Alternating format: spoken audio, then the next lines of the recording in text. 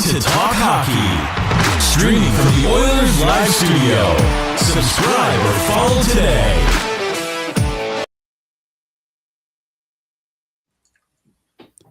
Hey, it's Michael here from Oilers Live with another Wednesday edition of Oilers Live.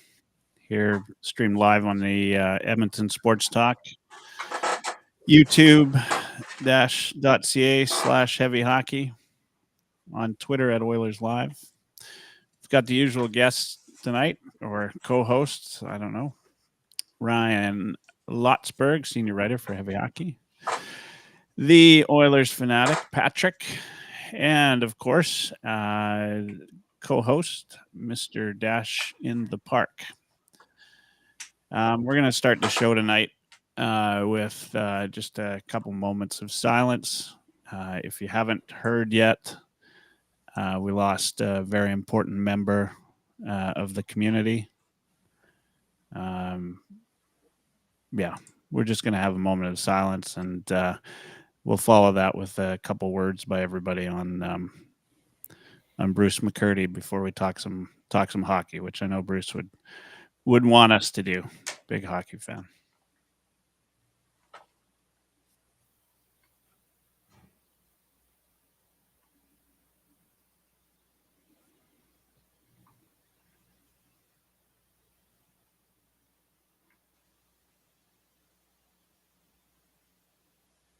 All right. We're gonna just do a quick roundtable and talk about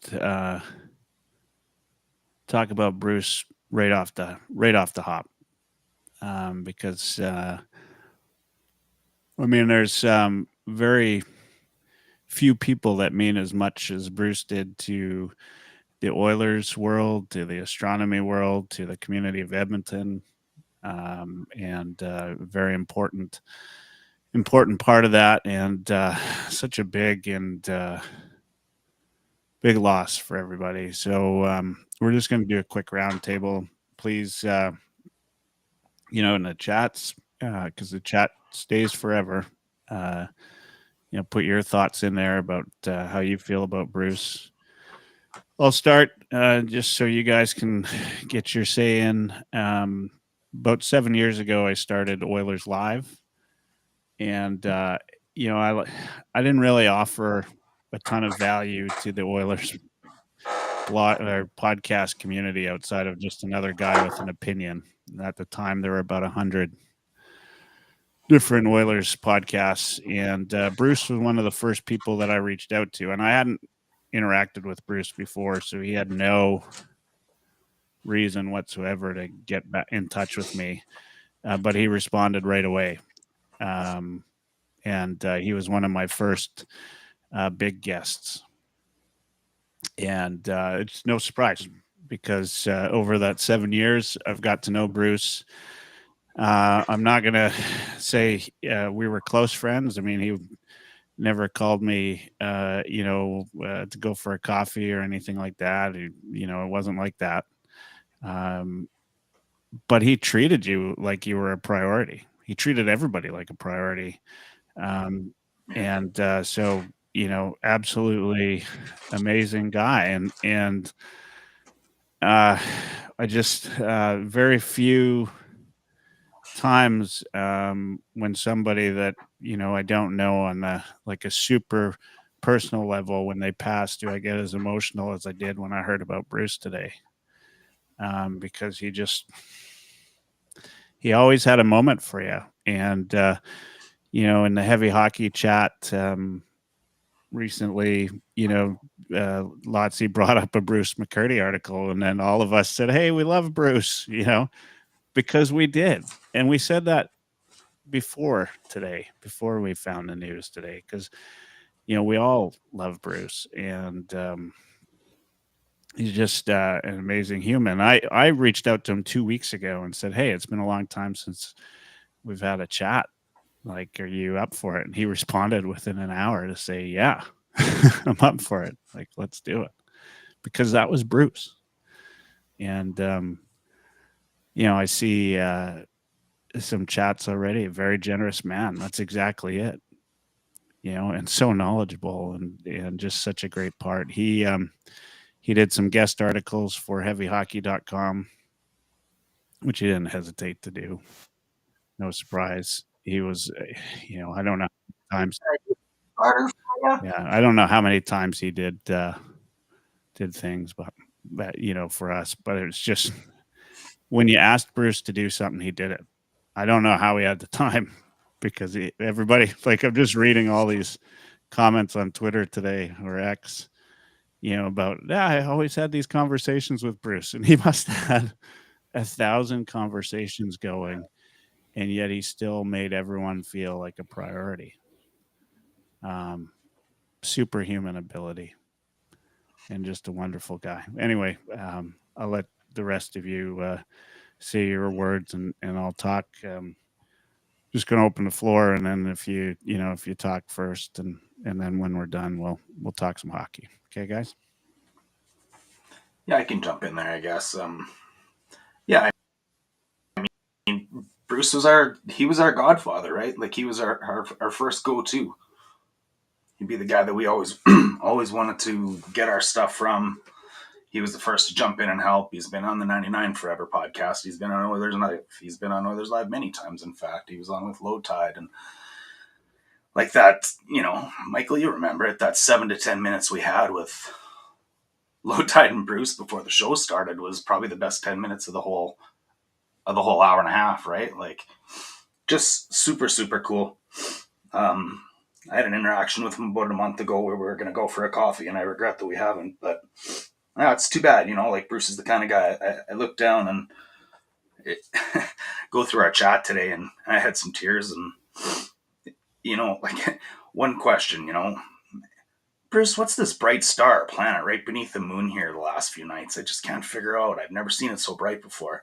Now, I could take up the next 12 minutes of the podcast reading his one bubble response to me, like, just, I knew every, which was closest between the Earth and the Sun, what phase of the moon, and Bruce had it, and it was all up there. And I think that's the beautiful thing about Bruce is it wasn't just that, it was he would do that for anyone.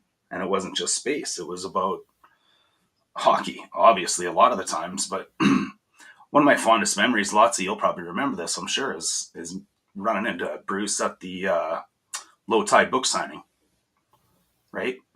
And it's, 3 nobodies. Me, Lotsy, and Jeff Aid. And Bruce read your article on, XYZ. Dash, you're a new father. How's that been going? Jeff Aid was a Buffalo Sabres fan. To me, that's Bruce in a nutshell. You remember that night, Ryan? Oh, yeah, I definitely do. Yeah, go ahead. Yeah, hard day for sure.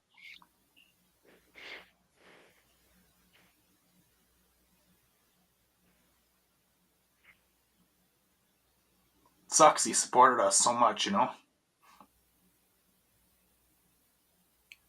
Always had time for us. We're gonna miss him. He had time for everybody. That was, yeah. But it just didn't feel that way when he, when Bruce talked to you, it felt like he was giving you his full attention. He just about came to the showdown. Like, that's. He said, I'll make sure I make it next year, and he will. He will.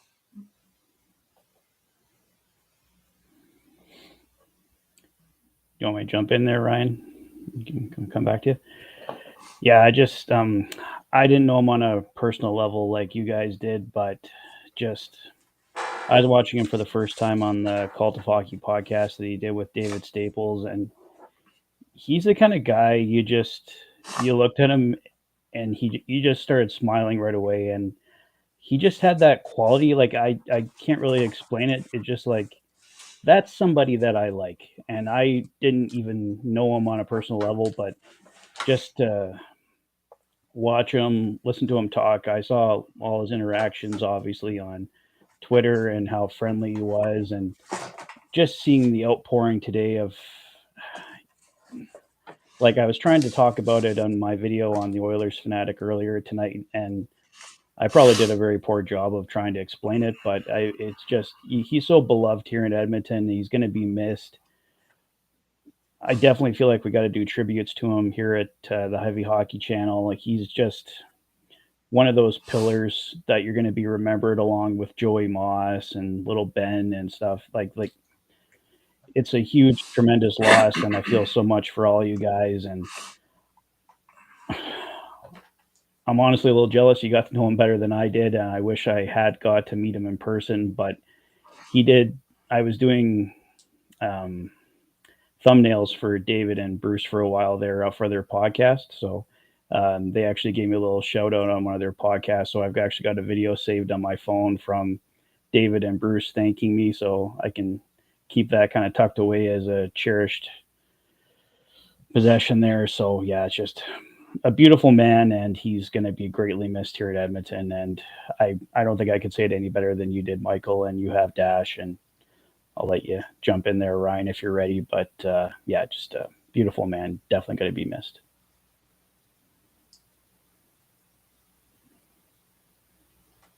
Yeah, sorry, I'm having trouble composing myself here. Don't apologize.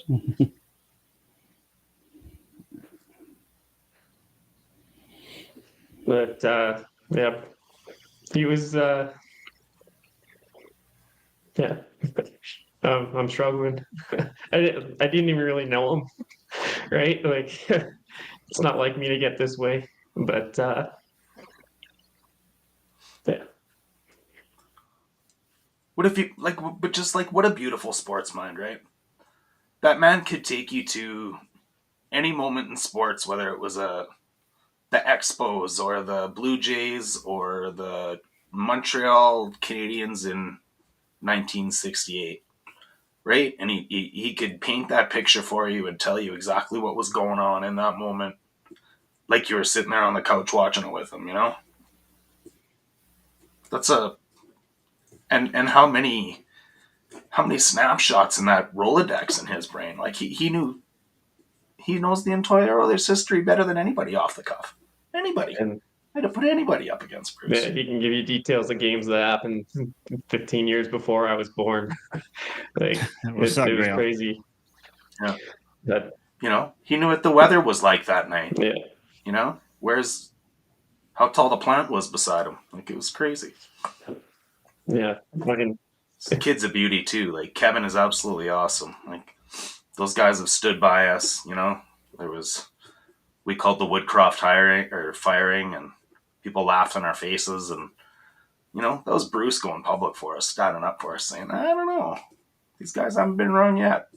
Patrick, you were one of them too back then. Thank you. Mm-hmm. We were keeping receipts. Yeah. I'll just say that Bruce is like the one writer that I like looked up to. It's my first article after every game. It's going to check the grades.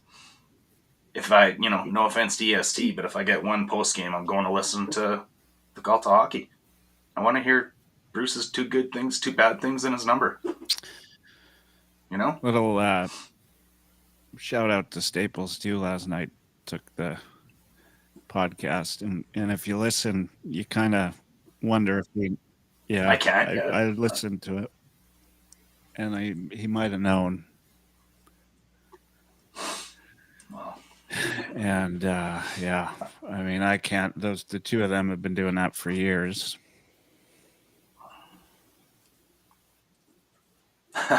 See, look at that. That's funny. A Rag guy just said, I only knew of this channel because Bruce mentioned it on the Call to Hockey. I sent Bruce Kurlock a screenshot today because I only know who Bruce Kurlock is because I heard Bruce talk about him on Low Tide Show. You know? Like, always had time for somebody. Yeah. Always. You know, we haven't named this trophy right here yet at the Heavy Hockey Showdown for whoever raises the most money and is the biggest contributor. Maybe we should go and have a little vote on the Bruce McCurdy trophy. Yeah, it doesn't need to be a vote. Man, I think that's unanimous. couldn't think of a more generous guy. Yeah. Yeah. Makes Right. sense. Yeah. All right, guys. Bruce would want us to talk some hockey, so we're gonna do it. We're gonna get through this one today, and yeah, we'll talk some Oilers hockey.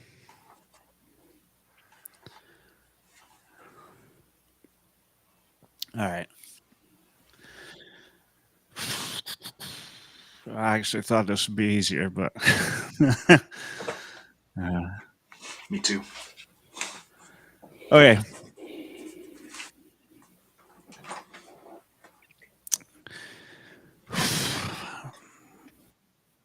Had a couple Yeah, games this week. yeah, we had a couple games this week.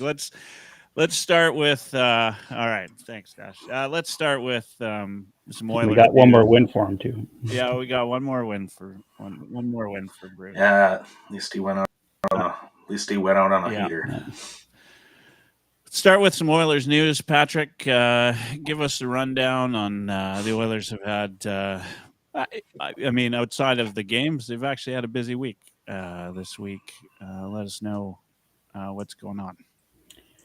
Yeah, on the broadcast last night, Bob Stauffer said to look out for some signings, and he wasn't kidding. So the Oilers made a couple signings. One of them we heard about back on the weekend. I think Oilers Nation or their German affiliate had the breaking news on it, but the Oilers announcing today that they've signed Swedish Hockey League scoring leader David Tomasek to a 1-year, $1.2 million contract. So he's a 29-year-old, so not a prospect here for the Oilers, but he's a guy who's played KHL, SHL, all over the place. He's right shot, native of Czechia, led the entire SHL in points last year with 57, 33 assists, 24 goals. Yeah, he's going to have a chance here. I think Bob Stauffer mentioned that he thinks he's got a shot at the top 9 for the Edmonton Oilers next year, or he'll at least challenge for it anyway. A guy like Noah Philp or something might have something to say about that, but yeah, he'll be someone to watch in camp, see how it goes. Ends up in Bakersfield probably at worst. The Oilers also signed Josh Samanski. He's the one we heard about on the weekend originally, 2-year entry-level contract for him. So he is actually a prospect. As we know, the Oilers trading away most of their draft picks and stuff in the summer and at the trade deadline. So this is pretty much the way the Edmonton Oilers can get new players and some younger players, although I mentioned the other guy was already 29 years old. So hopefully he's ready to go because he's not going to have much time to get better. He can very short NHL career, but Samanski's only 23.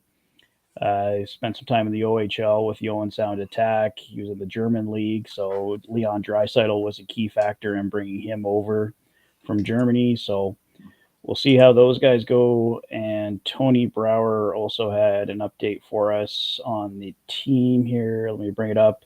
So they think Trent Frederick may make his Oilers debut on April 7th versus Anaheim. Nothing official 100% on that, but it's possible. Connor McDavid is not expected to play on this road trip, although we know he is skating with the team. And we know Calvin Pickard starts tomorrow against San Jose. It was mentioned that Olivier Rodrigue may get the start against the Anaheim Ducks. I mentioned in my video earlier, I'm a little bit hesitant on that with how the Oilers have played the Ducks this year. I would have much rather have seen Rodrigue start against the Sharks tomorrow night, but we'll see what happens here, guys. But yeah, that's pretty much all the latest here. Awesome. All right. Thanks for that rundown, Patrick. And Ryan, I asked you sort of in the agenda to kind of maybe give us an idea, your thoughts on, you're always big on filling the cupboards for the Oilers. So your thoughts on the signings. Yeah, so Stopper was talking about the new strategy. They were going to Europe, going to NCAA. That's you got to be creative when you're going to trade away all your draft picks when you're in win now mode. And we're starting to see evidence of that new strategy taking place here with the 3 signings that we've got this week. Start with Tomasek. He's going to be the biggest impact player for us, and especially in the short term. 29-year-old leading the SHL in scoring right now. If you look at his NHLE, it works out to 40, so about 40 points if he were playing in the NHL. That middle six forward. I don't know if that NHLE number fits perfectly, right? So I think a reasonable expectation is bottom six forward, maybe third line. But look at the contract, $1.2 million 1 year. And so that's a player that you expect to be on the roster at that kind of money. Not that it's huge money, but it's anything over $1 million, you're usually expecting that player to be on the roster. And he's a right-hand center. That's something that the Oilers don't have a lot of, right? Derek Ryan likely won't be back next year is my guess. There's Noah Philp, but I think the fact that they just signed 2 young centers is a peek into what the organization thinks of where Philp is at right now. He had a bit of an audition earlier in the season, a couple different times, and it didn't really stick. It wasn't bad, but he didn't jump off the page and demand a spot either, right? So there's some competition for Mr. Philp going into next season. Samanski, I like his size at 6'5". He's got a little bit of skill. Made a bit of a jump in the German league over the last couple of years, but I'm thinking that's AHL level quality for next season specifically. And it's like he's a prospect. I think he's 23, and he's going to take a little bit of time, I believe. And I'm excited to see how it plays out. Big kid with skill like that, always exciting. But I'm not holding my hopes up high for NHL time next year. And then there's Damien Carfagna from Ohio State, left-handed D, a little smaller size puck moving defenseman, lefty. Again, same idea. I think he's going to be in AHL Bakersfield next year because it's Cam Dineen and then Carfagna as your left-handed D signed for next season right now. So I think that kind of gives you a sense of where the organization's going there. A little bit of a retool, especially on the left side and the back end. So yeah, that's what I got on those 3. Yeah, awesome. Yeah, thanks, Ryan. That's some good insight into those guys. Dash, any thoughts on those? I know you had a bit of a busy week, so you didn't have much chance to see. But no, I couldn't even contribute anything past that. That's for sure. Yeah. No, I mean, look, Ryan. I mean, you said it. Like this is with the Oilers trading away draft picks. They've got to look, at different areas, different strategy. We'll see if it works. Why not? Right? Like there's a lot of players out there, and if you got some good scouting and you got a good look, and you can find some diamonds in the rough. Certainly these guys look all right and look half decent. And the Philp thing, I mean, you always have to have somebody, you have to have a reason to get them to play for the job, right? Like in training camp. I mean, this is, to me, that's just good management, right? We'll see how this all works out. But at the end of the day, I think that's great. It's good. It's good to see they're doing something rather than sitting on their hands and not doing anything. All right. I was going to add to there. Go ahead. Sorry, Bob Stauffer did mention that he expects them to sign 6 to 7 players in the summer from the NCAA in Europe. So this is just the tip of the iceberg. Probably expect at least another 4 or 5 signings. Yeah. Why not? Right.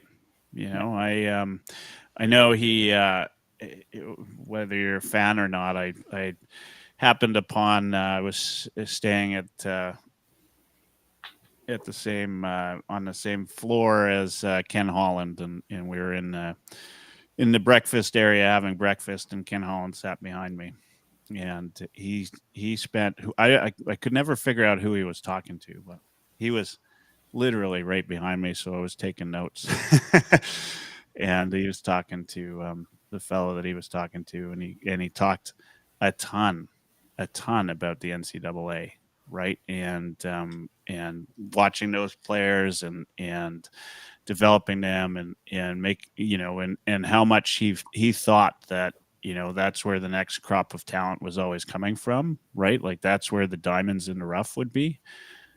So, it's, while he's not part of the team, I don't doubt that, lots of GMs are looking at that and trying to find players that fit that mold. And, if you get lucky, if you can sign 6 or 7 and get lucky with 1 or 2, you just never know, right? Like the transition they're playing an adult league, right? Phil, of course, came from CIS, right? Or U Sports, I guess they call it now.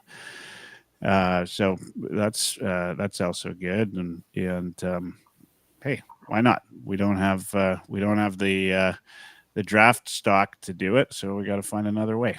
It'd be good. Mm-hmm. And to another point, like we're saying, these guys are probably going to challenge Noah Philp. Not everybody's going to make it, right? And we're going to need people to trade at the trade deadline. So whoever doesn't fit on the team, they can be used as trade bait. Same as well, too. Like you want to keep some of them obviously for Bakersfield, but if there's guys that are more NHL ready and they don't fit as well, then yeah, there's your trade bait. I mean, the one problem I kind of foresee is the Ken Holland strategy, where he had young guys that were close to making the jump. They just needed an opportunity. Yeah, like you got the idea of trying to make them earn it on one hand, but then you've got the idea of also just stifling them, blocking them, in the other. Right. So I see a little bit of that happening with Philp. Like I saw it with Lavoie, I saw it with Broberg. Now we're seeing it with Philp. Yeah, it's always that's, yeah, we talk about the Oiler way. That seems to be something we've been pretty good at over the years. I mean, we're in a bit of an echo chamber on that. I'd love to kind of dive deep into other teams and see. It could be said about a lot of different teams, but yeah, the Oilers certainly have done that to a few players. All right, let's talk current Oilers rather than future Oilers, because we are in an important stretch of games. You mentioned Anaheim coming up, Patrick, and the maybe potentially starting Rodrigue for Anaheim. We're in the final stretch. Let's talk about the Vegas game first.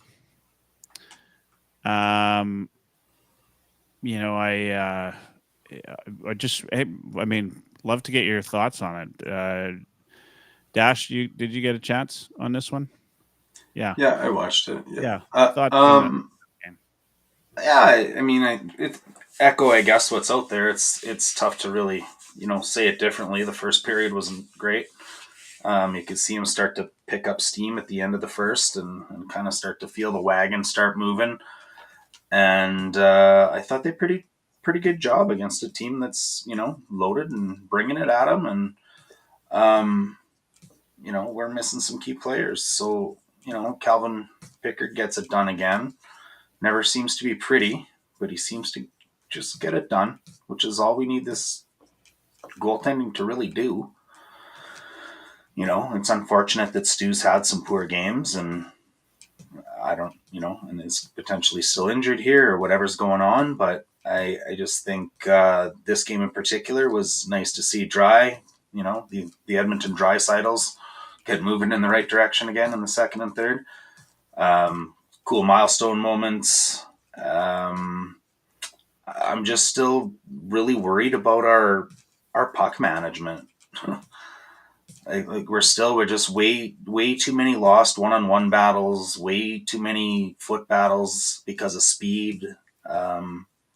Certain players like Arvidsson couldn't find the defensive side of the puck if it was sitting beside him on the plane, right? And then Janmark's the opposite. He couldn't find the offensive side of the puck if it hit him in the forehead. I just feel like it creates too many puck dies on the stick moments, It's like Arvids had fallen over. I don't know. I do think they have the ability to flip the switch for the playoffs. It's happening a little bit, I hope. A little bit here, I hope. And they will in the playoffs too, just because McDavid, Draisaitl. But, I heard I don't know where I heard it. Maybe I heard it on the rundown, actually, that I think about it. About Good show, by the way. Yeah, it's absolutely great. As About with how me. in the exit interviews last year, the Oilers talked about how they need more gas in the tank and come to playoffs this year. And it speaks to everything we've always talked about this season. Like, the load management is so apparent. But Michael said it. It's down the stretch. It's time to flip the switch. So it's a good game. It's a statement game. 4-point game. Yeah, and the Oilers are missing some key players, right? So, let's call it what it is. Vegas is missing some key players too. So it's kind of works on both sides, but Connor McDavid's a bit of a difference maker out there. Yeah. Lots of thoughts on the game? Stone 700th. Yeah. Yeah, it was. Dash hit the nail on the head. Rough first period. Shots were 10-1 at one point. I think they finished 10-4 at the end of the first. Jack Michaels, the only shot they've got is out of 73 feet. Yeah, pretty much. Yeah, so that was not a great start, but they managed to figure it out. And you don't like the play by Leon in the neutral zone, turning the puck over and having it end up in the back of your net. But aside from that, I think they played a pretty solid defensive game after that. There was a few chances, but I don't know. I watched Vegas a lot of other times this season just because they're always on late, and I'm watching they'll seem down and out, and then they find a way to rattle off 3 goals in the third period, and they win the hockey game or something, right? The Oilers were able to hold on. They didn't look really uncomfortable doing it. So I think that's a good sign that good things are starting to happen structurally anyways. Leon does what he does. Great goal on the 5-on-3. Great pass by Nuge. That was actually we're not talking about that pass enough by Nuge. That was fantastic. Unreal. Yeah. And yeah, Picard was solid too. Did what he needed to do. It was an encouraging effort. I'll say that. Mike was right. We had McDavid and Ekholm out, but they had Hurl and Pietrangelo out, so that kind of evens out. But still, to beat that team, they won 6 straight coming into it. We're kind of down and out and limping along here. It was a good win. Yeah, I mean, any win, right? Is good at this time, especially against a team like Vegas. Like, Vegas is they're not you can't. They're good. They're a good team. Well put together. Always are, right? Yeah, Patrick, your thoughts? Yeah, I was saying in my rundown last night just how impressed I was because, to Ryan's point there, the Vegas coming in on a 6-game winning streak. They're red hot right now, and just the performance we got from Calvin Pickard, he was outstanding. Leon Draisaitl, since coming back, looks like he hasn't missed a beat. And just the guys around him too. You guys were mentioning that Nuge pass, just incredible. The last couple weeks, Nuge has just been on fire, and guys like Arvidsson and Skinner have stepped up when we've been out. When Connor and Leon were both out. So, just overall, I mean, we all know the first period was definitely one to forget, but I think the second period was solid, and the third period, Vegas got that early goal, but I think after that they did an excellent job. I loved what Darnell Nurse did to close out the game there, just keeping the puck covered in front of Pickard there, taking the beat down from the sticks all around him just to keep that puck from going into a dangerous area. So I just loved everybody stepping up, and just to get that win is just incredible. And I just hope they can keep it going here. The San Jose Sharks are not a team that can be overlooked right now. They got nothing to lose. So some challenging ones coming up, but I've loved the effort against Calgary and for the most part against Vegas. Yeah. I mean, I can't. Obviously, you guys covered it all, but I'll just add another vote for that Nuge pass. I watched it. I don't know 20 times, and I still how he does that angle. I just don't get it. It just seems to defy. That was the easiest goal Draisaitl's had from his office all year long, right there. Yeah. You remember that video Josh Bolton from Tough Call did on how the power play flows through Nuge? Yeah. Yeah. Yeah. Great Back. video. If you check that out on Tough Call's YouTube page. It's on the heavy It's hockey. back. Who just said it's back? I looked down and I looked up. Who just said that? Yeah. Oh, I said it's back. Yeah, it's back. It's back. Like that's the Nuge. That's the Nuge we need. That's the Nuge that ran the power play last playoffs. That's the Nuge. I mean, Nuge is, man, our Swiss Army knife's peak. That's what we need. Yeah, it's outstanding. Oh yeah, you called it, Dash. I mean, he's and at the right time. It's right where we need him. Yeah. I mean, that's And I hope that's the rest of them. Sorry, Yeah. Michael. I hope that's the rest of them, right? Like maybe they all start to flip that switch one by one here over the next how many games? Draisaitl's never turned it off.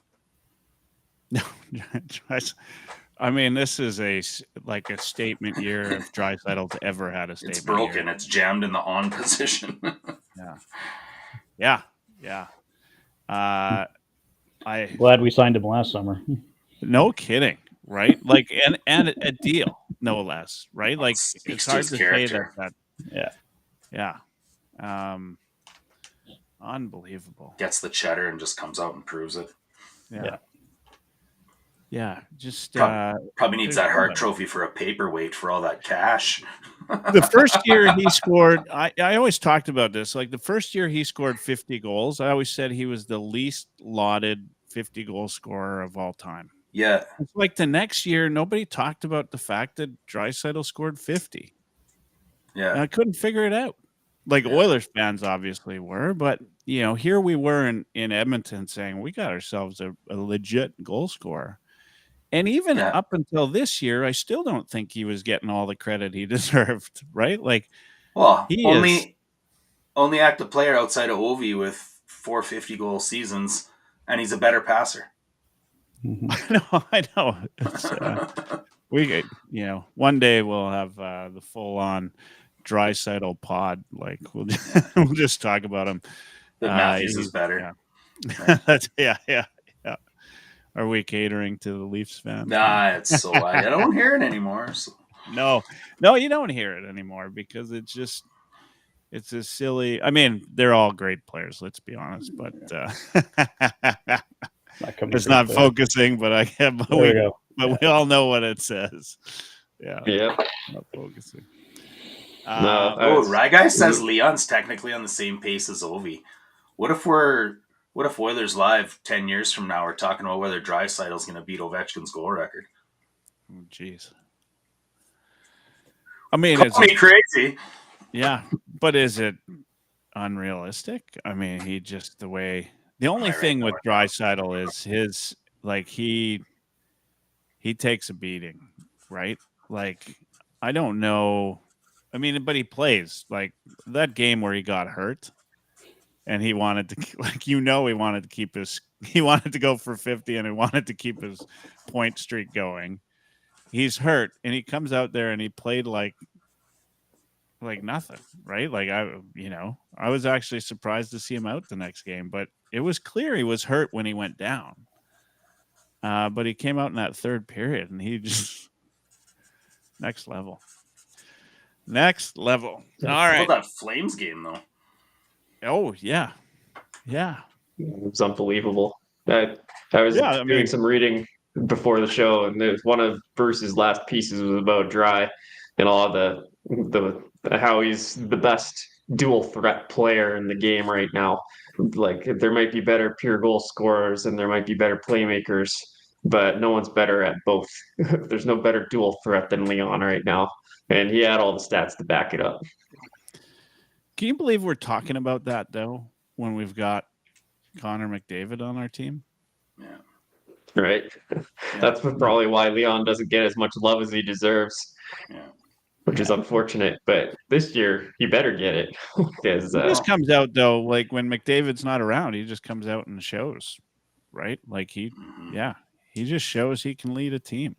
Won the Hart the last time McDavid got hurt. Yeah. He's not, he's the second fiddle, like one of the only second fiddles that could, doesn't have to be right. Like he lead anything. Yeah, sorry to Go cut you off. I've made this Oh, no. comparison many times. He just Malkin to Crosby, right? Every time Crosby was out, Malkin will just win the Hart Trophy instead. Yeah, it's unreal. Let's talk about the final stretch, guys. I mean, the Oilers, we're 2 points back of LA. Equal games now, right? Eight games left for each.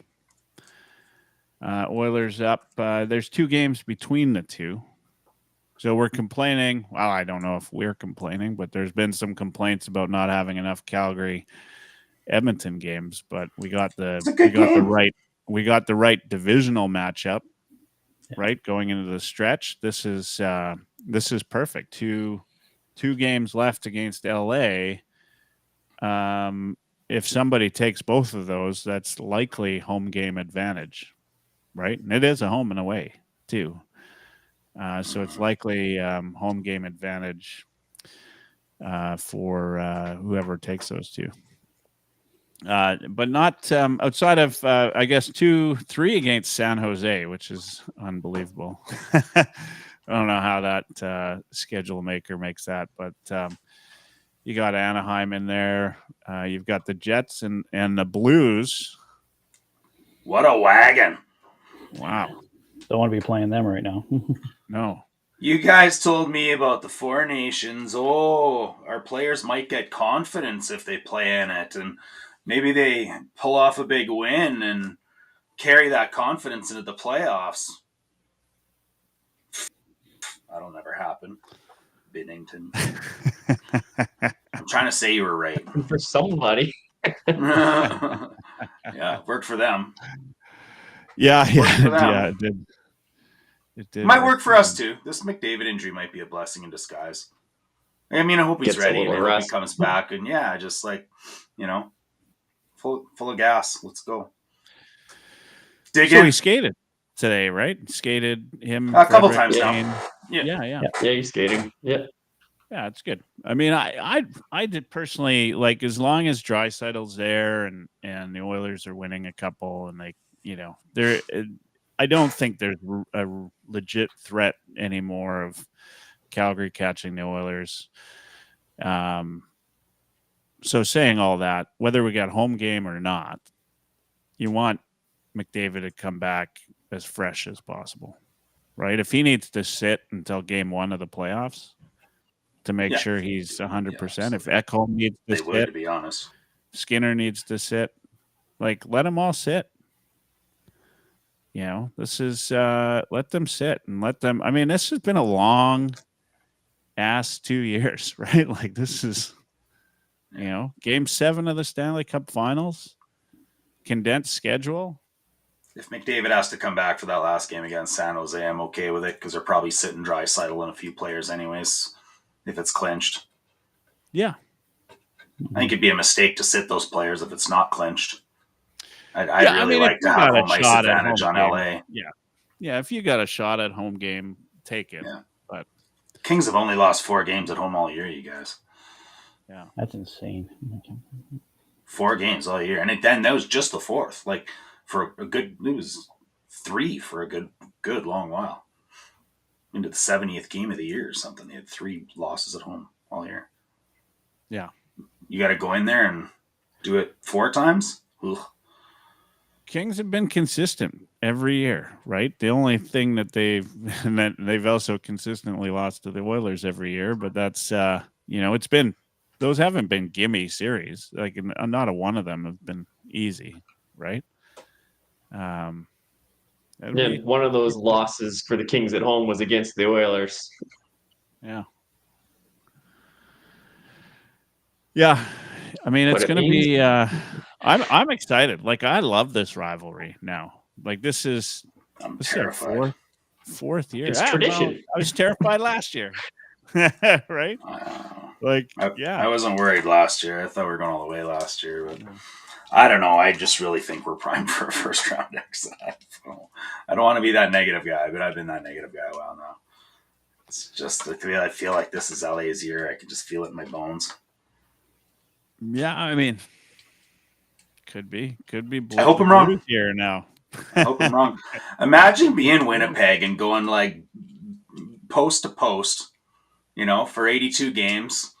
What did they? It was this year they came out all undefeated, wasn't it? Like won their first 10 or something like that. 14 of 15. Yeah, right. Like haven't looked back. Number one team in the NHL right now. Oh, they ran into St. Louis in the first round. I don't know.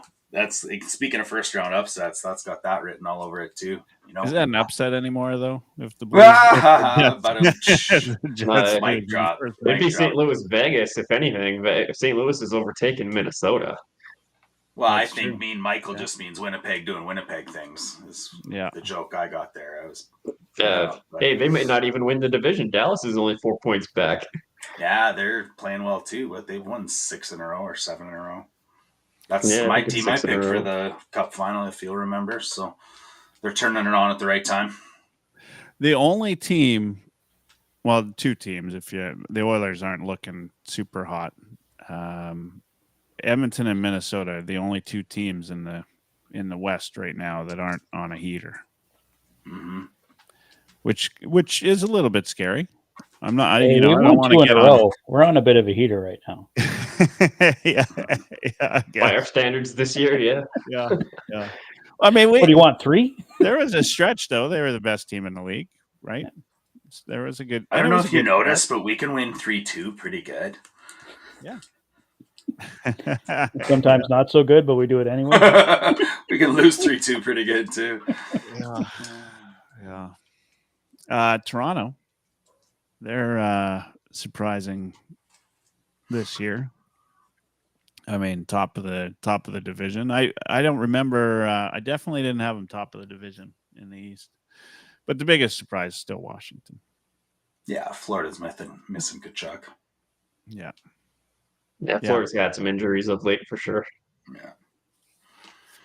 Yeah, to be. I mean, I'm excited for these playoffs. It's going to be good. Like there's. This is Toronto more so than any Montreal other year. First round. Yeah. Let's do it. Yeah, Toronto Montreal. That's a perfect first round matchup. Yeah. There'll be some doozies. Even Montreal, Lane Hudson, like what a year! What a unit! Like, what is wrong with that kid? Seriously, what is wrong with him? He's a freak. Yeah. Like the only people ahead of him with more points have all Hall of Fame. Yeah. Say that 3 times twice. Hall of Fame plaques. Yeah. I mean, he's got to win the Calder, right? I mean, is there? Yeah. Oh yeah. The Flames are in the playoffs, so Pellegrini's been good, but you can't give that to him. I mean, with Montreal hitting the playoffs, like you just can't. I might have said if Calgary got in, that Wolf would have been a contender as well. Yeah, that's what Lotzie just said. Oh, sorry, I missed that. Yeah, all good. I was talking over you. Oh, I'm talking over you now. Listen, so we're all listen, children, stop talking over each other. See, Ryan, I'm always listening. What'd you say? Yeah. You call me crazy, and I got you. Yeah. All right, let's talk about the Oilers' schedule here coming up, and then you mentioned "Call Me Crazy." We'll sneak into "Call Me Crazy," and then we'll call it a night from there. Oilers got San Jose, Kings, and then Anaheim in this stretch before. I guess next week we're gonna have to reschedule the game, the podcast, because we got a Wednesday game against St. Louis, which we are not streaming live over. That's for sure. So okay, San Jose, Kings, Anaheim, St. Louis, back to San Jose. Guys, who's got Edmonton coming out with home game advantage after this stretch? I do. Do you? Yeah, I do. Yeah. I'm undecided. I don't think they turn it off now. There's no room for undecided, Lotzie. Come on. The schedule is just too easy for them to roll this out now for the rest of the year. Like I think this is I don't think they can turn it off now. Like, Nuge can't let this foot off the gas. Like, Dry can't let his foot off the gas. I have a feeling that they'll never say it out loud, but I think they want to get Dry 60. And if they can do that, that's not that tough. Draisaitl scoring 2-goal games like they're, tic-tacs. And we've got San Jose 3 times, Anaheim. Well, we don't play that great against Anaheim, actually. But, with the amount of games left, I think Draisaitl can pull off 10 goals pretty easily.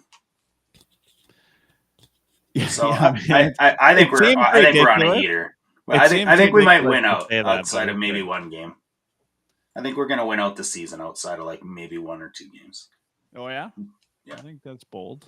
I haven't felt like the Oilers are me either, but ready for a heater yet. But they're certainly heating up, I think. Yeah. Like I feel like the right guys. I actually, I've said this. I don't know if you guys agree or not, and if you don't, I'd love to hear. But I think Connor McDavid being out hasn't been a bad thing for this team. No, blessing in disguise. Yeah. I mean, it's seems stupid to say that because it's Connor McDavid, but like we'll see. Yeah. You eat those words in half a second if his shoulder still popped out for the playoffs. Oh yeah, absolutely. I'm just saying shoulder. That's what I think it is. Whatever. Yeah, I mean, obviously, I think if he's skating, no, he's going to be back. And I didn't hear about Frederick until this was late breaking for me, but April 7th, they're talking, Patrick. Where'd you hear that? That was Tony Brouwer. Tony. Oh yeah. Tony Brouwer. Yeah. You mentioned that. That's right.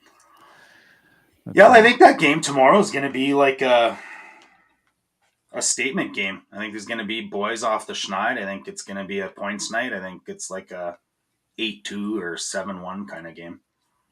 They need another one of those. Mm-hmm. Is it still no Oilers players had a hat trick this year? Mm-hmm. No, Nuge got one recently. Right. Nuge got one. That's right. That's right. Yeah. But one. Yeah, that's the first one, though. It took till end of March. Well, Draisaitl 50 and not. Like, that's the crazy part. It is crazy to get that many goals and not have a hat trick in there. Well, and Hyman had like 5 of them last year or something. We're due for 1 or 2 hat tricks, right? Like this last stretch. San Jose, Anaheim. Like Leon tomorrow. Yeah. I'll call that right now. All right, yeah. Great. I think I hope you're right. Cool bet. Hang on. Yeah. Put it down. Let's get some receipts here. Yeah. I'll go see what the odds are for a Leon hat trick tomorrow. Mark the time down. Dash said Leon hat trick. 53 minutes into the show. I support it. So like, I don't know if I'd looking suggest it, but I support it. I got a couple of questions for you guys on this upcoming stretch. Unless you want to talk about something else first, we get into them later, but it doesn't matter to me. Like, I kind of like looking forward through looking back, or using both lenses, I guess. We've been talking about McDavid being out and that maybe not being a bad thing, and in his absence, other guys have had to step up. Who was each one of your guys' like surprise best player over the last couple of games? Even this whole stretch with McDavid gone. Like, who stepped up the most that you've been like, nice? I think Jeff Skinner's finally gotten his opportunity. I think we've seen the best of him that we've seen all year long. Mm-hmm. Consistently top 9, and well, never mind which line he's on. He's been in the lineup. Like, I mean, for how often he gets scratched. Nice to see. Is that the shocking part for you? Or that he his play doesn't have a choice. Maybe he has to keep him in. But I mean, I think there's a few guys, but that's a good one. Yeah, I think so. Michael? I mean, there's the obvious, like Nuge and Skinner, I think, are 2 sort of obvious ones. I'm going to go, though, off the board and say that's kind of what I'm limited asking. Minutes, like, Henrique. A surprise player. Yeah, like Henrique in limited minutes has played pretty good, I thought, of late. What do you like about his game? I mean, he's in there. Like, he's been winning puck battles. He's been near the net. He's, scored one, I think, the other night. Yeah. He's often on the right side of the puck, as I was talking about earlier, right? That puck management. And he seems to choose the right side of the puck on most times. What about you, Lotzie? Yeah, I mean, Nuge is the one that stands out for me, but just to be a little different, I'll say Arvidsson. Like the puck's finally starting to go in for him a little bit. He had that greasy goal against Vegas last night, and that a lot of guys might stop on that puck or expect it to be blown dead, but he didn't hear a whistle and he kept jamming away and got rewarded. So I'll say RV. Yeah, that's the one I thought you guys would jump on right away, to be honest. You know, he's finally looking like a goal scorer again. Podkolzin maybe for me. Yeah, he's just always like he's just a disturber. You know, he's always into something. He's always, you know, disruptive, and yeah, I just thought he's kind of had a good groove going. Yeah, you know what's great is there's a few different players here, right? Like, you know, Podkolzin, Arvidsson, Skinner, Henry. Kapanen's been moving his feet, you know. Like Kapanen, yeah, it's not looked bad. Yeah, I mean, this team needs a couple of players. You take away, you know, guys like Ekholm, McDavid. You take away Draisaitl for a couple games. Every team, you take away their top players like that is going to struggle. But it's good to see some guys, you know, step up a little bit. And I also think, you know, to Patrick's point, like getting Skinner out there, and I hope that he's built some confidence with Nobby, but we'll see, right? I mean, I'd love Skinner in the playoffs to see what he does. We don't know. What's Skinner's playoff record? Nobody. Yeah. It's impeccable. That's amazing, right? Never lost. Yeah, he's never lost a game in the playoffs. Yeah. All right, guys. Yeah, we've got the stretch coming down. Let's pop into. We're in the last half hour already. Wow, time's really flown by here. We can do call me crazy, but before we do, Dash, what's the hat you're wearing tonight? That one looks a little bit different. The company that sponsored the ref jerseys, Ewell, Electrical Wholesalers of Edmonton. David Carson had a bunch of these hats made up, so it's just like oil, gas, electrical, and yeah, good Alberta, shout out to good Alberta stuff. The Heavy Hockey Showdown. Yeah, exactly. Which have we had a episode since the Showdown? Oh yeah, one. Did we have one? Okay. I feel like I mean, I don't know if we gave the we're over 30,000, by the way. There's $3,000 that our goalie was able to donate outside of heavy hockey. The Showdown that was part of it. So we beat 30,000. So congrats to everybody that put some effort in, and just amazing. Some good news on that front. We didn't talk. Some stranger says, did Wallman impress Bouchard with that shot? We didn't talk about Wallman's first goal, even. Yeah, it was beautiful. What a howitzer, hey? Yeah, great to see. All right. What I like more about Wallman, honestly, was that was Vegas that pairing was up against. It's Wallman Bouchard pairing, and that's Vegas. And they're pretty low. They played pretty low event hockey. You know, they kept Vegas to that. That was my favorite part of Wallman. That shot, that's unbelievable. Yeah. Well, I think Bouchard has been one of those guys that's been a lot better lately too. We haven't really talked about him a lot, but for how much he was struggling, he's looked pretty good lately. Yeah. Yeah, no doubt. That's good. Let's hope everybody's flipping the switch at the right time, and this was all part of the grand scheme. And when they get to the finals this year, they got gas in the tank, and they can still dig in. They definitely saved some. Yeah.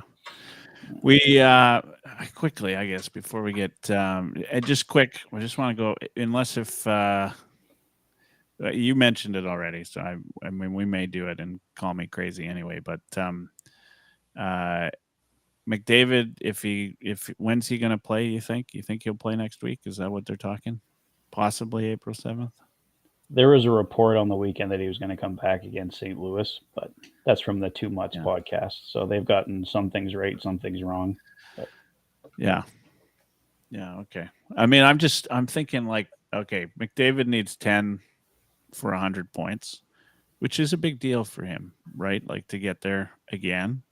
You know, Keep that nobody's streak. been Yeah. so consistent as him. I mean, he did it in a shortened season, right? Like absolutely phenomenal. That's And part of the then, reason I don't think they're going to slow down. I think McDavid's coming back at that. Well, they say he's probably not going to play on the road trip, so probably against St. Louis, get Trent Frederick added to the lineup as well. Not that he's going to score like crazy, but that's another weapon they have. That's why I don't think they're going to. Yeah. Part of the reason I don't think they're going to slow down here. So maybe Get just some chemistry growing. leave it for call me Get Dry to crazy, but 60. I'm thinking McDavid 100, Draisaitl 60. All right, good transition. Dash, take it away. Call me crazy, but I think Connor McDavid will get 100 points and Draisaitl will get 60 goals this year. Michael? That's a good.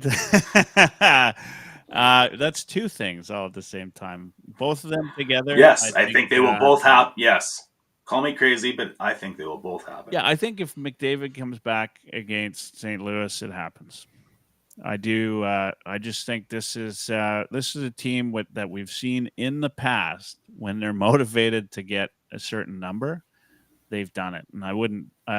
We've talked about it ad hominem about McDavid. Never bet against the guy. So yeah, if the only challenge for him will be whether he's got legit enough games to do it. If he comes back against St. Louis, 100%, he'll get 100 points, and Draisaitl gets 60 goals. I do think Draisaitl getting 60 goals is you can book it. He might exceed 60. Yeah. I know Frederick's back for the 7th. I don't know whether McDavid will be or not. If it's the 9th, maybe it's, I don't know. He probably only needs the last 4 games of the year to get those 10 points. He's got San Jose twice. That's what I was going to say. He's got the Sharks twice, so that's going to help. Yeah. Well, call me crazy, Patrick. No, I'm not going to call you crazy. I totally agree. I think both things are going to happen. I guess the only thing that might derail that, what's that? The goalie that used to play for the Predators. He's on the Sharks now. Askarov. Yeah, because I went to that one afternoon game back in December, and Askarov freaking stood on his head. I think the Oilers outshot him like 52 to something or other. So if they get Askarov both games and Askarov decides to put on a goalie clinic, maybe that derails it a little bit. But I have a feeling San Jose is probably going to tail off a little bit here. I think they might go out strong. Who knows? But unless Askarov stands on his head, I think both things happen. Yeah.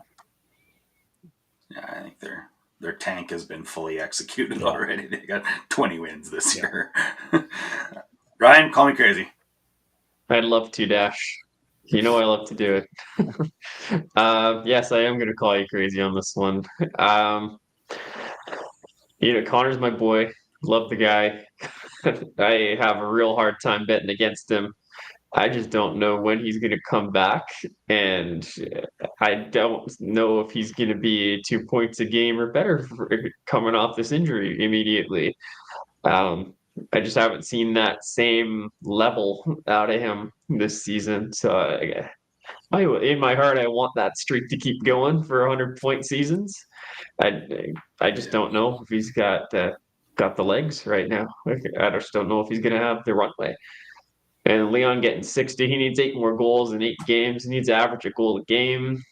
Not out of the realm of possibility, but as Patrick just pointed out, yeah, we get the Sharks 3 times, but the last time we played them, 2-1 overtime victory, right? Askarov was fantastic, and we had trouble finishing. Yeah. So unless they're going to flip the switch right now, I don't know. I'm thinking they both come up a little short of their goals there. So what are you saying, Ryan? You want to trade McDavid? Why do you hate Connor McDavid? Whoa. What did he ever do to you? What did you? Other than play his heart out for you. Right. That's right. Look above my head. Look at my walls. Ouch. We should call him Rational Lotzi. Rational Lotzi. That's the guy. Michael should have the restraining order, not Bob. All right. Okay. Concussions are a little iffy. We don't know how long Stuart Skinner may or may not be hurt for. And that is always a little bit touch and go. Call me crazy, but I would give Rodrigue 5, maybe even 6 of the last 8 games. Just to see what we have, just to give Pickard the rest in case. Even if it costs you home ice advantage, so be it. I don't think that happens anyways. But, like, what if you catch lightning in a bottle? What if you catch lightning in a bottle? What if he's just one of those guys? It's right time. Nobody has a lot of scouting on him. Michael? Cam Ward, 2006. Exactly. Yeah, it's happened to us. Yeah, fair. 5, absolutely. 6, I think, depends on where the Oilers are in the standings. But yeah, I'm just going to go with crazy because I think he'll play maybe 3, maybe 4. It's just too big of a stretch right now if the Oilers want home game advantage. And Pickard played 3 in a row, and I think he did just fine. In fact, he looked really solid against Vegas. Like the way he was going out against the puck and all of those things, I think they'll want to ride that and see what we got with Pickard, right? Because he might be our guy going into the first round. So, yeah, no, I think 3 or 4 games. So crazy. Follow-up question, Michael, and I'll each give this to you. Which goalie do you start against San Jose and which goalie do you start against Los Angeles? I would start Rodrigue against San Jose, given the fact that Pickard just played 3. And give the big game to Pickard against LA. Okay, I would disagree there, I think, and it's a crazy take, and I know that too, and all of this is probably a crazy take because he's not going to play 6 games. But I see merit in starting Rodrigue against LA instead. I don't know if you're not going to start Pickard against both because I don't think you want to run him up 5 times in a row. But if you lose to LA and Rodrigue was in net, everybody's going to be like, yeah, it's all right. Like, it's just Rodrigue was in net. But if you beat LA with Rodrigue in net, maybe that's where lightning in a bottle catches on. Right? Like, I just think that there's this bit of I don't know, just a bit of an intrigue to it for me. I start him probably 6 games out of the last 8, Lotzie. Call me crazy. Yeah, crazy. Sorry. I'm thinking he'll probably get hurt my 2 feelings. tops. And say be realistic. All right, yeah, I did. Yeah. No, I think he might get 1 or 2 just to give Pickard a little bit of a break. I think you also need to see that Pickard can withstand 5, 6, 7 games in a row if a series goes that long, in case Skinner's out, right? Like I think Skinner will be back before the playoffs, and that'll all be fine. But if you don't have a goaltender who you know can go more than 3, 4 in a row entering the playoffs, it's a little bit of a risk in itself. And I just think the race is too tight for home ice. And I think people think it makes a big difference. And it makes a difference. And I think as long as the race is as tight as it is, you'll see Pickard getting the vast majority of the starts. Yep, you can't hurt my feelings, so you can call me crazy. And those are all fair points. Patrick, call me crazy. I'm going to have to call it crazy, but I can totally see a situation where you don't come out crazy in this scenario. Like if if Rodrigue gets in and starts showing it and gives them confidence that he's playing really well, I could totally see him taking off and getting a bunch of starts in a row. Like if he played 1 period that was against Seattle. The Seattle game where he lost. But like they've already announced that Calvin Pickard will start tomorrow against San Jose. So Pickard is starting tomorrow night. So we don't know that. So I can't see them starting him against LA. But like you said, that could be the start of something. But with playing San Jose twice, with playing Anaheim, the rumor was that Rodrigue might get Anaheim. So that could be the start of something. I mean, if he plays really well against the Ducks, maybe they give him St. Louis and then see how it goes there. But I think it will also be telling of where Stuart Skinner is at if they're giving Rodrigue more starts, because I think then they know that they got to be testing him out a bit more. If we're seeing Rodrigue get more than 1 or 2 starts, then they're worried about Skinner, and it's going to be Rodrigue and Skinner, or Rodrigue and Pickard in the playoffs. So I think the next few games will tell us a lot. But to answer your question directly, I think you're crazy right now, but I can, like I said, I can see scenarios where you don't become crazy in the next little while. Fair enough. Lotzie, who would you start against each of the next 2 teams, San Jose, Vancouver, or San Jose and Los Angeles? I forgot to ask you. Yeah, no, it's all good. Pickard and Pickard. You go roll them out 5 in a row? Yeah, I'm rolling them out 5 in a row. I want to see what we have in Rodrigue, but I kind of want the race to be sealed before we do that. Okay. Patrick, who would you start in each of those 2 games? I would have started Rodrigue against San Jose, but like I said, Tony Brower in that release where I got the other information from, he was saying that Pickard is starting tomorrow. So yeah, I would have given Rodrigue San Jose, but it sounds like he's getting Anaheim. So I wouldn't start him against LA right now, just how important those games are. But Ryan's logical, and he's probably correct as well. He's probably getting 2 starts at the most for the rest of the season. In fact, he might only get 1. Like maybe it's just the Winnipeg or Los Angeles back-to-back. Depends on when Skinner comes back. Yeah, that's the biggest factor is when Skinner comes back. Well, yeah, I mean, and all of this is all kind of with the hypothetical that Stu's not ready until the playoffs, right? So, I don't know. Yeah, I feel like he could maybe only play 1 or 2 games. Well, why not throw him out against LA? And if it's a loss, so be it. And maybe that's your experiment. Well, I think these guys have looked good enough where you can probably feel comfortable resting Skinner for the rest of the year if you have to. I'm not worried about having Pickard and Rodrigue close out the year. If Skinner isn't ready until the playoffs, Calvin Pickard's going to have more wins at the end of this season than Stuart Skinner, you guys. Stuart Skinner has 24 wins. Pickard has 19 right now. Pretty good for a backup. I think Pickard's been amazing as a backup this year. 19 and 8, 269, 899 save percentage. Yeah. He's done what we needed of him. Yeah. Yeah, and more.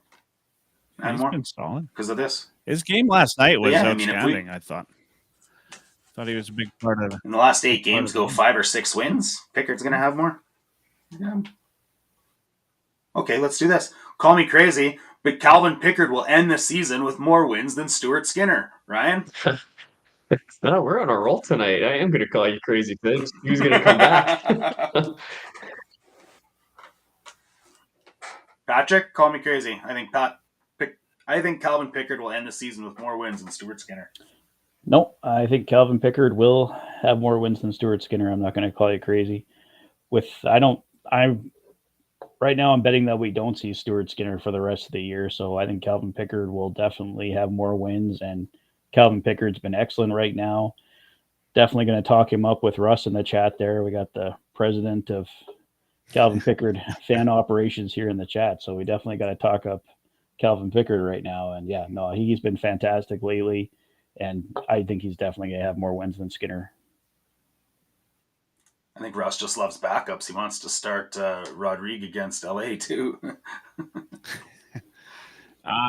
Michael, I know you're going to call me crazy. I can see it all over your face. Yeah, I don't want to call you crazy because I think that it's possible. But I suspect he's going to be a win shy. Because Skinner comes back? I think if Skinner's going to get any time in the playoffs, he's going to come back before the end of the season. I think if we don't see Skinner back, I mean, I'm not going to go there because you probably have another call me crazy on it. But I've got some other thoughts. Probably not. Okay, well then I'll talk ahead. about it. I think if Skinner doesn't come back before playoffs, Pickard starts game one, and it's possible we don't see Skinner again. Skinner, if Pickard's on a wagon. Oh, I mean, I like Call- that. Yeah, that is crazy to say, but I mean, call me crazy, but have we seen Stuart Skinner's last game as an Edmonton Oiler? That would be a big one. I think he'll be back next year. Well, it's the next step of what you just said. You're right. If Pickard starts the playoffs and Stu isn't ready, then this organization has a chance to make a change this summer. They might. That's fair. They might. I wouldn't like it. Patrick wants to throw up in his mouth right now. Patrick, thoughts? If he doesn't come back for the playoffs, yeah, I could totally see that happening, where he's moved on in the summer. Okay, so what do you guys think? If Skinner's not back for game one, or rather, if he's only back for game one, does he play the moment that he's like, if he hasn't had a game, or do you continue? Like, is it his net to lose still? Yeah, you mean if we get to game one, and Pickard's playing lights out, it's Pick's yeah, net. that's my thought. Until he loses, right? Mm-hmm. It's the reverse of last year. Stu will come in the playoffs when he's needed for 3 games. Yeah, I think Stu would get it back as soon as he loses a game. They'd probably go back to Skinner. Yeah. But if Pickard would have a shorter leash than Skinner had, I think so. Well, I guess it would depend how they lost the game. If they lose it like 2-1 or something, that's different. But if it's I don't just give the net back to Skinner. No, that's one. Oh, you're ready? Okay, here you go. Lotsy, what do you think? Yeah. I think they give the net back to Skinner as soon as he's healthy. Like I'm opposite of what you guys are saying here. We should be doing you should be the one saying, "Call me crazy." Yeah, maybe I'm the one disagreeing with everything. Just never agree with me ever. There have been a few select times where I've agreed with you. select times. Yeah. All right. You want me to go to the next one? It's a pretty easy one. All right. Call me crazy, but I think Leon Draisaitl gets kicked out of more faceoffs, maybe twice as many faceoffs than any other center in the entire NHL. Patrick, call me crazy. Nope, you're not crazy. I think he's got to be number one in getting kicked out of faceoffs easily. Like, how many faceoffs does he actually take in a game? 2? Yeah. I would like to know. I'd like somebody to go back and look at the stats and see how many times he was kicked out more than actual faceoffs. Do they record that? Yeah, like, does he even have a face-off percentage at this point? Like, like he skated up to take a lot of them. He never gets to take any of them, though. You can't divide by 0. That's funny, dude. Like, I watch a lot of other games too, right? Like, Michael, I know you watch a lot of other NHL games, and it's always on in front of you in that computer and the monitor to your right, if I'm not mistaken. Yeah. But call me crazy. I think like maybe twice as many as any other center. Yeah, it's got to be. I mean, Jack jokes about it all the time, right? He just when he skates up, I just expect that they won't drop the puck at least the first time. If he doesn't get kicked out, then at the very least they do like a fake drop before any face-off he's ever taken. Like, his never just go up, drop the puck, and Draisaitl wins. Yeah, no, run back to the kitchen for a drink. It's a you got time. They're not going to drop the puck. Yeah, that's right. It's like an intermission, right? Game's on. Which line is it? Draisaitl. Okay, I got a second. Yeah, it's great. I mean, it's crazy. You're not crazy. It's crazy. Yeah. Like, and I'll let Lotsy answer this part, but, is it because he's trying to cheat every single time? Like, if he ain't cheating, he ain't trying? Or, like, the linesman biased to a point where, like, we're so sick of him cheating that we're just never going to let him cheat, or I don't know. Like, call me crazy, Lotzie, but I think Draisaitl gets kicked out of at least twice as many more faceoffs than any other center in the NHL. I'll give this one to you. It does happen a lot, and I mean, I haven't been watching as much NHL as I have in years past. But I mean, maybe there's a little bit of local bias here because we watch a lot of Oilers games. But yeah, I don't, I don't know what to say on that. Other than that, he does get kicked out a lot. Maybe they're just trying to hold him back a little bit because he's too good. He's too hot right now. That Leon, he's just so hot.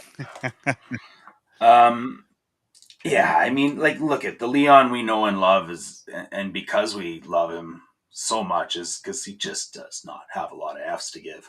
Let's be honest. Yeah, we don't know Right? what he said to any of these officials. We know it's probably dry and hilarious and sarcastic. But. And yeah, exactly, and relentless. So yeah, that's pretty much where my head was at. Just another facet of his game, though, I might add. Right? Yeah. Rush Jericho. That's a mic drop right there. Death taxes. Leon getting kicked out of the dot. That should be a T-shirt, actually. Yeah. Dibs. The last one is just the organic one we came up with later and then put on the back burner. But hey, look, Ovi's 4 away from Gretzky. You can have your comments on that during your responses if you want as well. But as we mentioned earlier in the show, Draisaitl's on Ovechkin's pace. So call me crazy, Patrick, but I think, maybe 10 years from now, we're watching Draisaitl beat Ovechkin's record.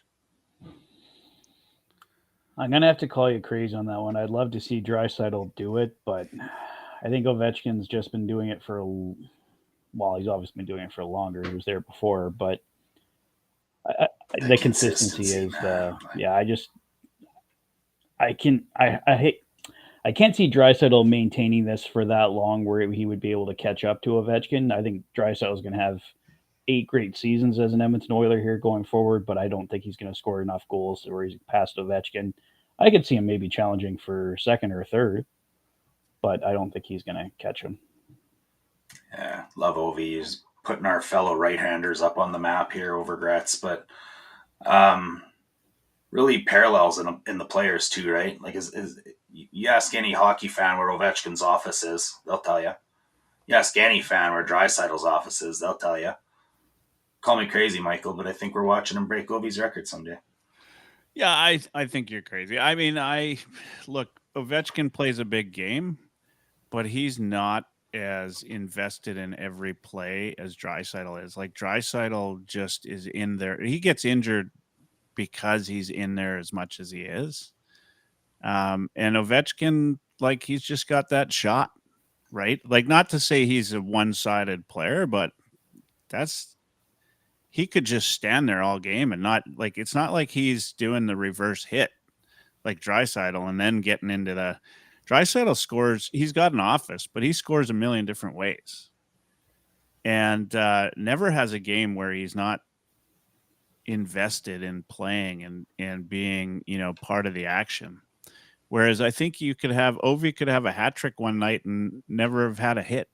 Still be -3. Yeah.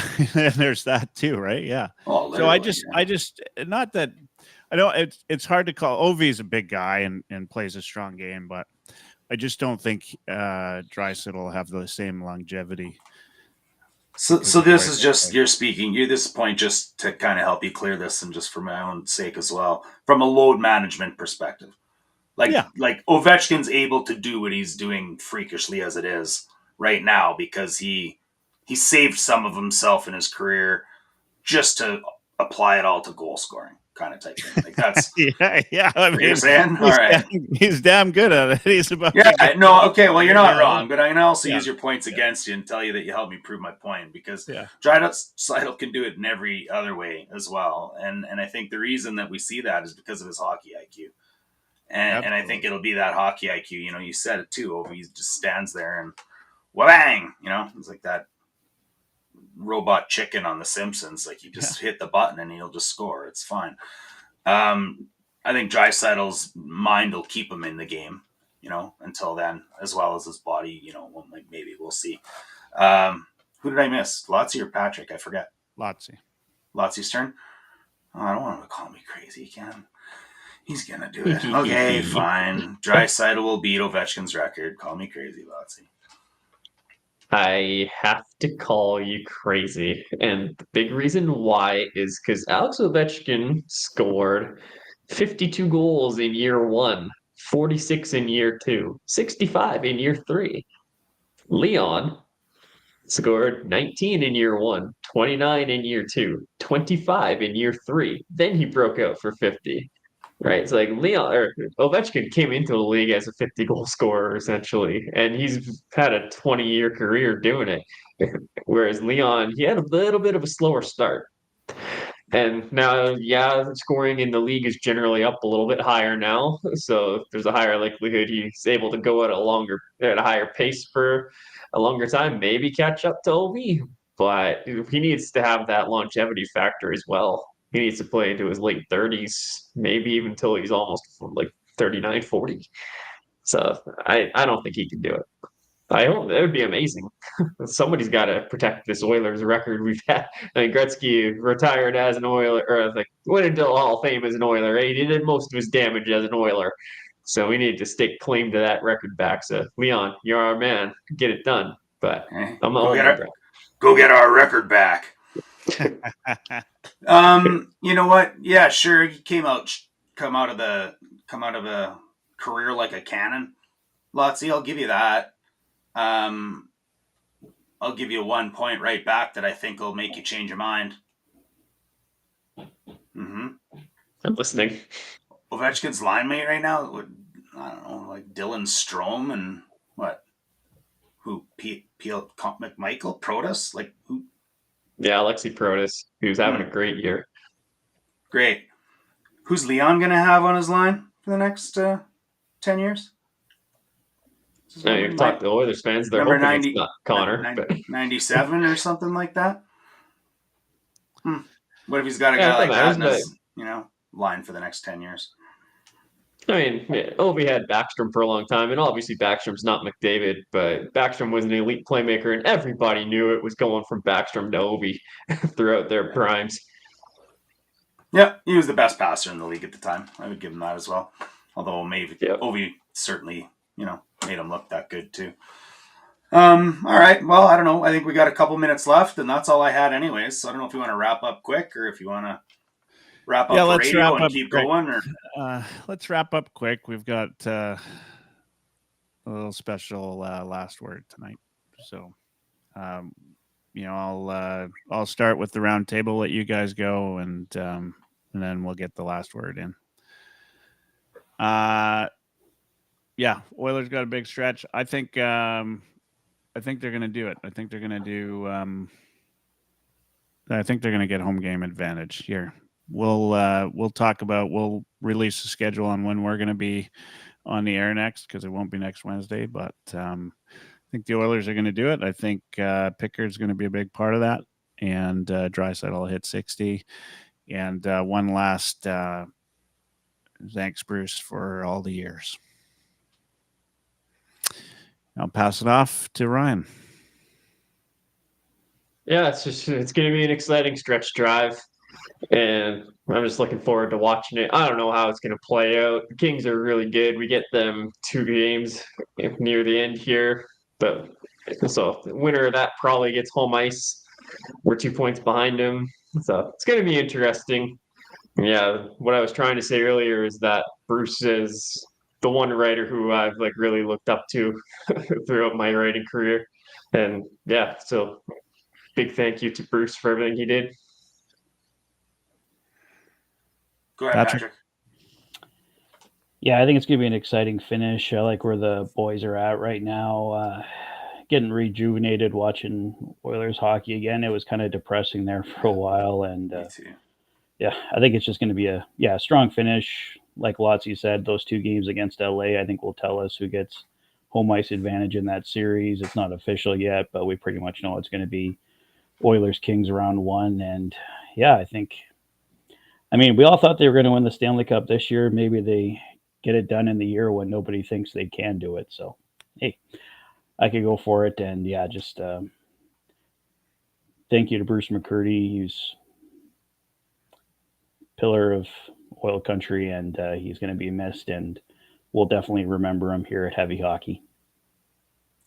Getting it done when they're not supposed to and everybody says they can't would be the most Oiler thing that they could do, Patrick. Like, that's super well said. Never thought of it that way, but you know what? Maybe that's just exactly Oilers' fate. Yeah, looking at the stretch, you know, I see these 8 games. I think it's a wagon here on out. I think they got 2 behind them right now, and they'll put at least 6 or 7, I think, up, honestly, to end this thing. It's going to be a strong stretch to end it. They've got the schedule to do it. They've got the momentum coming, the right players in the right places. Maybe there's one hiccup against LA and, you know, maybe another against Winnipeg or something like that. But everybody else is a beatable team. Should end it that way. Next week, you know, is the 9th. That'll be 4 games: San Jose, LA, Anaheim, St. Louis. So I'm going to say they're 3-1 at the end of that, and then either win out or maybe go 3-1 for the last 4 again. So looking forward to that and seeing how it goes. Again, I agree with Patrick as well. It's been fun to watch these games again lately, and I think getting into the playoffs and seeing how it goes will be interesting. I'll tell you this: the Bruce McCurdy I know, he'll have the ghost of Bruce on that ice and finally avenge us for Ryan Kessler grabbing a pad. And he'll be mucking it up in the crease. And he'll get us that goal. I promise. Thanks, Dash. And I think it's fitting today that Bruce gets the last word. So, I mean, be thankful for what we've got, and it's every right to expect more, but enjoy the process, the build, and the ultimate when they do ultimately win the championship. When you've been building for a while, it's just so satisfying. Man, May 19th, 1984, I'll never forget it, how great that felt after following that team, you know, game after game for 5 years in the NHL by then. And, you know, it's just, that's the end goal, but the process itself is to be relished. And let's enjoy what we've got, which is fabulous hockey gifts. And